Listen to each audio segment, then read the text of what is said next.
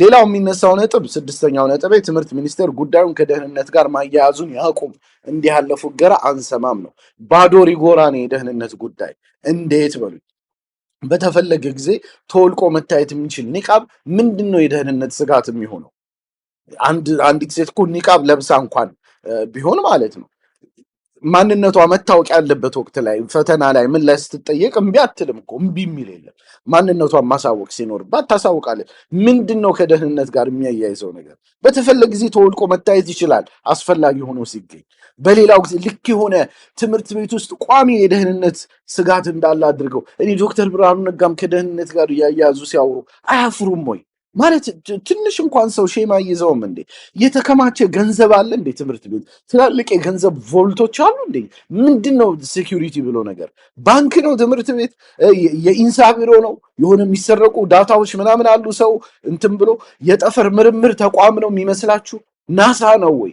ትምህርት ቤቶች ውስጥ ምንድን ነው ያለው? ያው የምናውቀው ዴክስ፣ የብረት ወንበርና ጠረጴዛ፣ ቾክ፣ ሌላ ምንድን ነው ያለው ከደህንነት ጋር የምታያይዙት?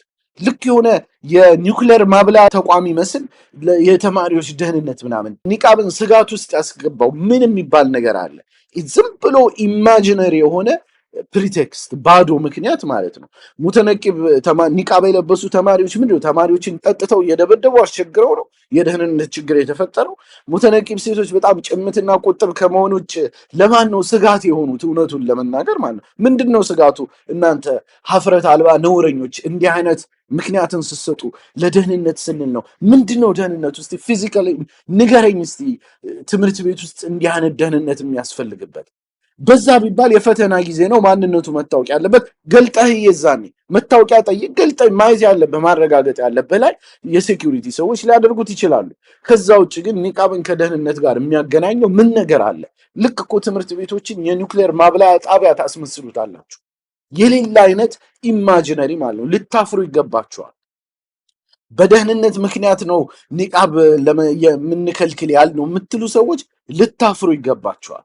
ልክ አሁን በኒቃብ ምክንያት ትምህርት ቤቶች ውስጥ ከባድ የደህንነት ችግር የተፈጠረ ታስመስሉታላችሁ። ነውረኞች ናቸው፣ ነውረኞች ናቸው። ኒቃብ የሚለብሱ ልጆች እንደውም በአብዛኛው ብዙም አይናገሩ፣ ጭምቶች፣ በጣም ቁጥቦች በብዛት እንዲህ ነው የሚታወቁት። ማንን አስቸግረው ነው? ማን ላይ ነው የደህንነት ስጋት የሆኑት? ይሄ ሀቂቃ ራሳችሁን ለማታለል ሰውንም ለማታለል የምትፈጥሩት ሐሰት ነው፣ ውሸት ነው። ልታፍሩበት ይገባል ማለት ነው። የፈተና ወቅት ላይ በዛ ቢባል እንኳን ማንነት ሰው መታወቅ አለበት ከተባለ ተገልጦ ሊታይ ይችላል። ምንም ችግር የለው። ግን እናንተ ልባችሁ ጠባብ ስለሆነ ነው፣ ሙስሊም ጠልነት ስላለባችሁ ሙስሊሙን እንዴት እናስቸግረው፣ እንዴት ከትምህርቱ እናደናቅፈው ነው። ሌላ አጀንዳ የላችሁም። ስለዚህ አንደባበቅ ማለት ነው።